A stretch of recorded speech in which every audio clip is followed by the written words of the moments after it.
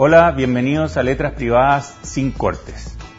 Hoy quiero hablarles de uno de mis autores favoritos.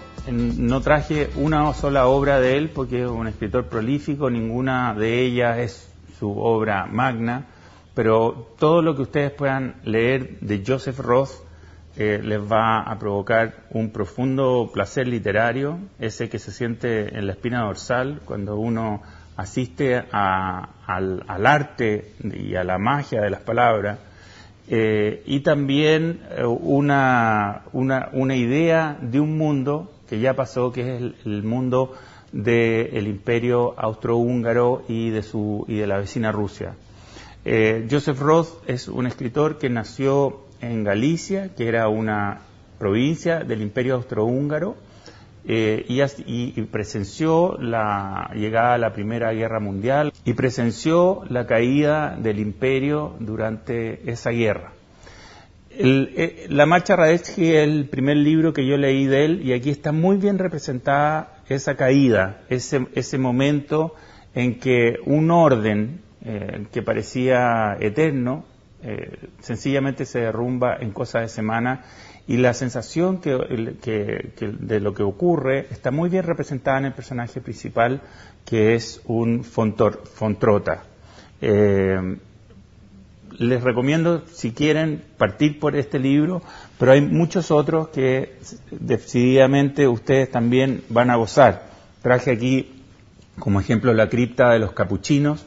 Ahí está enterrado el último emperador, Francisco José, que también es una continuación de la Marcha Radetzky. Traje un libro precioso que se llama El peso falso. Este libro habla sobre un comerciante y sobre una persona que viene de Viena a trabajar en un lugar muy apartado del imperio y que está en la frontera con Rusia. También traje otro que es Job, y este trata sobre un rabino que junto con su familia viajan a Estados Unidos, emigrando de la situación misérrima en que viven, y dejan atrás a un hijo tullido. Este hijo después aparecerá en la historia, y una de las cosas que siempre me ha sorprendido de Joseph Roth es cómo, con una prosa muy austera, logra unas resonancias emocionales que son solo propias de él. Hay otros autores que ganan por la intensidad, por la velocidad o por la grandeza de su escena. La mayoría de las escenas de Roth son escenas pequeñas, casi insignificantes, cotidianas, pero que están tocadas por esta pluma que es capaz de sacarle a las palabras más sencillas un resonar y una emoción que de otra manera nadie alcanzaría. Así que ya saben, este es el autor recomendado de la semana, un autor que me ha acompañado en todas mis historias, incluso yo en Vidas Vulnerables tengo un cuento escrito en honor a él, se llama El collar de corales. Y ahora los invito a ver las 3 entrevistas que tuvimos esta semana en su versión sin cortes. Nos vemos.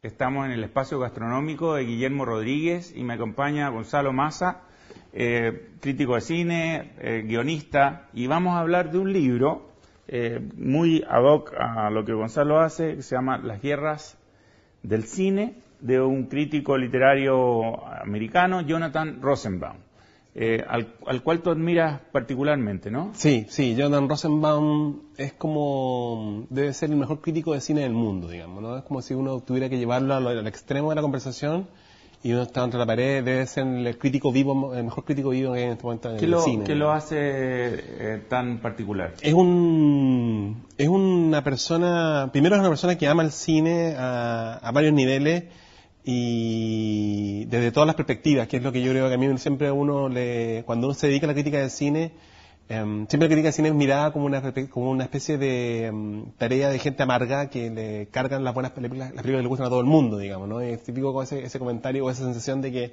a un crítico le cargan las películas que están en el cine y que a todo el mundo le gustan, lo que no es cierto en rigor, ¿no? Es igual que cuando a uno le gustan los libros, te gustan todos los libros o muchos tipos de libros distintos, y no hay en el cine. Y Rosenbaum representa un poco eso en una perspectiva por un lado de poder rescatar lo mejor que hay de cierto cine hollywoodense, pero también tiene un gran apetito por conocer todo el cine que existe, digamos. Tratemos de entrar en el libro, en las guerras del cine. Plantea un cierto antagonismo entre el cine hollywoodense y el resto del cine, podríamos, de los que va por los festivales internacionales. El cine internacional, digamos. ¿Cómo ve él esa oposición? Él dice que estamos en una especie de pie de guerra, o sea, esto ya no es una convivencia pacífica, digamos, sino que hay un pie de guerra entre los grandes tanques hollywoodenses que llenan todas las pantallas del mundo todas las semanas, versus las pequeñas películas que intentan abrirse paso enfrente a esos grandes tanques, digamos. Y eso es una guerra del cine que es una guerra estética, por un lado, digamos. Primero una guerra comercial, evidentemente. Evidentemente hay un gran interés comercial por que esas películas funcionen, las películas hollywoodenses copen el mercado, digamos. Pero también es una guerra estética, digamos, y es una guerra de supervivencia de identidad de los distintos países para poder manifestarse a través de su propio cine, digamos. Sobre todo acá los que sufren son los cines nacionales. ¿Cómo se da esta guerra del cine dentro de Estados Unidos? Porque sabemos que el cine europeo en su mayoría está del lado de lo que llamábamos el cine arte o el cine de festival. ¿Cómo se da dentro de Estados Unidos? Esta guerra ha tomado fuerza porque pareciera que Hollywood lo copara todo. Lo copa todo y incluso los ánimos de escaparse de esto son también copados, digamos, ¿no? Los festivales como Sundance, que son un festival que parte con una inspiración muy independiente, muy pro-artista, finalmente se transforma en un semillero para los medios, para los grandes estudios cinematográficos para ir a comprar películas, digamos, ¿no? Es como una especie de pequeño laboratorio donde las películas pequeñas ellos las compran baratas y las venden caro, ¿no? Y ganan mucha plata. Y se hacen más millonarios todavía porque compran películas muy baratas y las explotan mundialmente, ¿no? Como Little Miss Sunshine, una película de Sundance comprada muy baratamente y después vende 100 millones de dólares en todo el mundo, ¿no? Entonces, en el fondo, finalmente, esto es como una especie de gran líquido que sumerge todo, digamos. Y lo único camino que queda, y ese es el argumento de Rosenbaum, y esa es la razón por la cual vale la pena hablar del libro, digamos, es que el único camino que queda es que tomemos conciencia de eso, y por lo menos tenemos conciencia respecto, y un poquito más de atención respecto a otro tipo de películas y a otro tipo de cine que está en las carteleras a veces, o que podemos acceder a él hoy más que nunca con internet, con incluso bajar películas, digamos, y poder ver cosas que de otra manera no podríamos ver. Dime, ¿qué experiencia ves tú en la televisión chilena que haya sido, en cierto modo, una rebelión en contra de este deber ser audiovisual, que es como, eso no vende, esto no sirve, no, ¿cómo vamos a hacer ese programa? ¿Algún programa que se haya colado y que nos haya sorprendido? Pasa de vez en cuando. Yo creo que pasó con El Reemplazante en Televisión Nacional. Yo vi muy fuertemente algo que en el papel perfectamente tenía todo para ser rechazado, digamos, y finalmente explotó.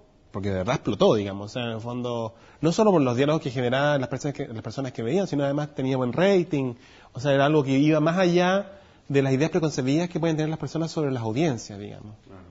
Las personas piensan más las audiencias piensan más de lo que los que manejan las audiencias creen que piensan.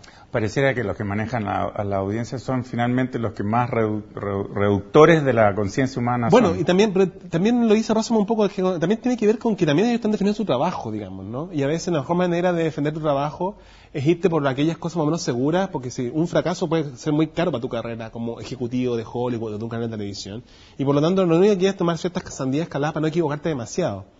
Y por eso se compran en muchos formatos, y en el caso de Hollywood, por eso se hacen versiones 3, 4, 5 de la misma película. Y en la televisión tú lo puedes ver porque se compran formatos exteriores que ya se saben que son menos seguros o sandía escalada. Porque en el fondo también son personas que sus trabajos son muy volátiles y la posibilidad de perderlos por una mala decisión son muy altas también. Es una industria muy feroz con quienes trabajan dentro de ella. Entonces, por eso también eso hace que los riesgos sean lo menos posible. Bueno, muchas gracias, Gonzalo. Muy interesante para todos los que les gusta el cine y en general cualquier arte, porque esta discusión también está en la literatura, en el arte visual y en la televisión y en los medios. Las guerras del cine de Jonathan Rosenbaum es la recomendación de Gonzalo Massa y nos vemos en un próximo capítulo de Letras Privadas.